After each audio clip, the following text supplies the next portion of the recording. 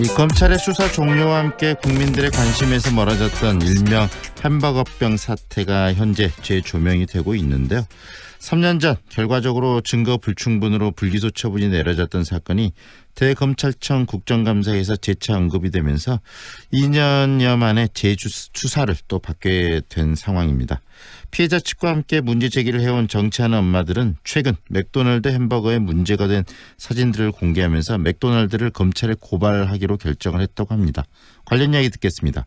정치하는 엄마들 백운희 공동대표 연결해 보겠습니다. 안녕하세요, 대표님. 네, 안녕하십니까. 백운입니다. 네, 햄버거병 사태 많이 또 잊혀졌는데 최근에 다시 주요 이슈로 부상을 했습니다. 그때 당시 상황 정리 한번 먼저 해주시겠어요? 2016년 9월 25일입니다. 그 피해 아동인 수윤이와 가족들이 경기도 평택의 한 맥도날드 직영 매장에서 아이들을 타겟팅으로 한 그 해피밀 세트 2개를 먹고요. 네. 이 해피밀 세트가 대장균에 오염되어 있는 덜 익은 햄버거였기 때문에 네. 수윤이가 장출혈성 대장균 감염 후유증으로 용혈성 요독 증후군, 그거를 아직까지 투병 중입니다. 수윤이를 포함해서 모두 5명의 아이들이 아프고 아직도 투병 중인 아이가 있는 것으로 알고 있습니다. 지금 현재 5명이나 많은 아이들이 그 증세를 보이고 있고 투병 중이라는 이야기 아니겠습니까? 네, 증세의 차이는 있습니다만 투병하고 있고요. 네. 지금 아이들이 겪고 있는 이 질병이 어떤 질병인지 구체적으로 좀 소개해 주세요. 햄버거병으로 알려진 것은 이제 용혈성 요독 증후군이라고 하는데요. 네. 영어로 HUS라고 씁니다만 이를 발병하게 하는 것은 이제 치가 독소가 주목되고 있습니다. 네. 치가 독소라는 것이 장출혈성 대장균 속에 있고 이 독소가 신장 기능을 손상시키는 게 전형적인 HUS 증상으로 알려져 있습니다. 신장이 지금 많이 훼손됐기 때문에 계속적으로 그 고통을 겪고 그다음에 혈액 투석까지 하는 그런 상황에 놓여 있다면서요. 시은이는 매일 밤 10시간 이상씩 집에서 복막 투석을 해야 됩니다. 네. 아직 어려서 배에 구멍을 뚫고 투석을 하는 건데요. 그러니까 어젯밤에 치료를 하면 오늘을, 그리고 오늘 밤 치료를 하면 내일을 산다고 이야기를 합니다. 그러니까 하루라도 이 치료를 뺄 수가 없고요. 치가 독소가 신장을 포함해서 여러 장기들 그리고 뇌까지 손상을 시켜서 현재 심장 문제나 뇌 손상으로 인해서 인지장애도 있습니다. 그래서 뇌 경련도 간헐적으로 있기 때문에 네. 보호자가 항상 옆에서 붙어 있어야 하고요. 그러니까 아파도 매일 학교에 가고 싶어 하고 친구들과 놀고 싶어 하는 아이기 때문에 저희는 마음이 굉장히 아픈 상황입니다. 정말 많은 분들이 이야기를 들으면서 좀 찡하면서 마음 아프실 것 같은데, 그런데 그 사건이 3년 전 불기소 처분 내려졌던 사건 아닙니까? 네. 그리고 지금 재조사 이야기가 나오고 있는데 어떻습니까? 이 사건, 그리고 또 맥도날드 측에서 그 판매를 했던 그 햄버거 주체 맥도날드는 아직까지도 그 부분에 대해서 사과도 책임도 지고 있지 않는 상황으로 알려지고 있는데 현재 상황도 좀 정리해 주세요. 어떤 상황입니까? 지금 상황은 검찰에서는 이제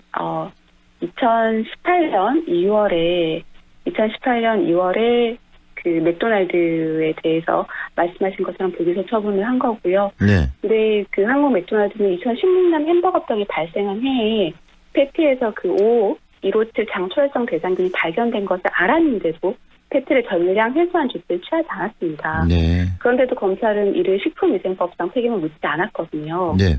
그리고 작년 2월에 검찰이 맥도날드에 대해서 불기소 처분을 내린 이후에도 여전히 언더쿡, 그러니까 덜 익힘, 패티를 덜 익힘으로 인한 현상으로 피해가 이어지고 있습니다.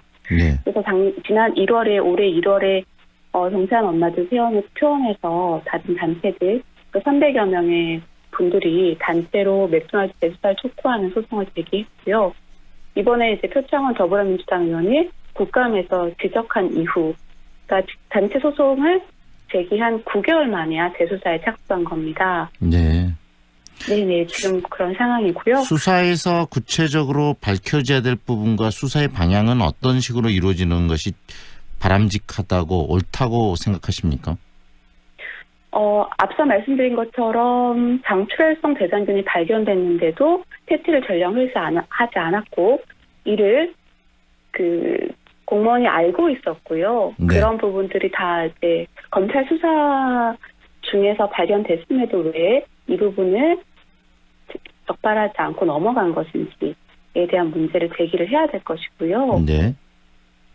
네, 그리고 지금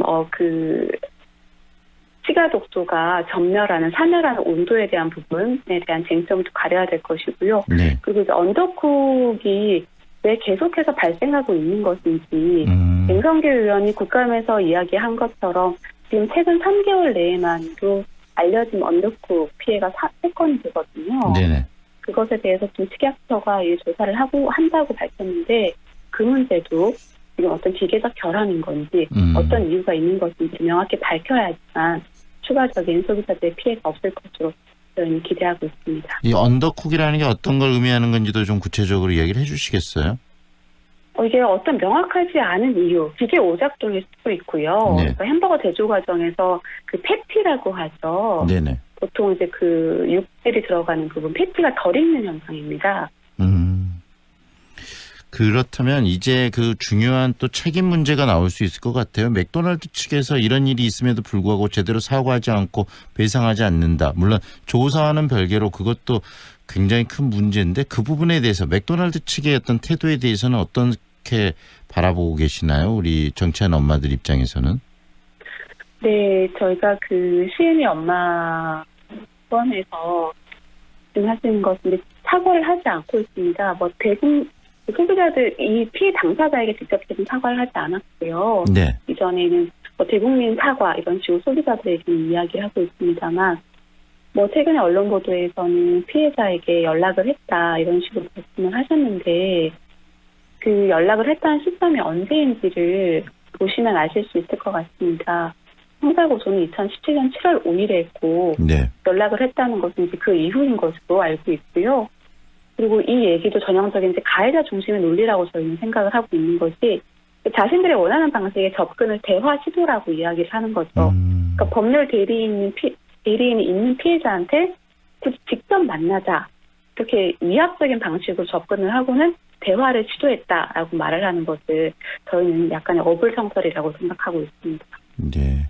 정말 앞으로 이 문제 정확하게 좀 검찰 조사를 통해서 풀려야 된다. 그 진실이 명백하게 가려져야 된다는 생각이 듭니다. 오늘 말씀은 여기까지 듣겠습니다. 고맙습니다, 대표님. 네. 지금까지 정치하는 엄마들 백운희 공동대표와 함께했습니다.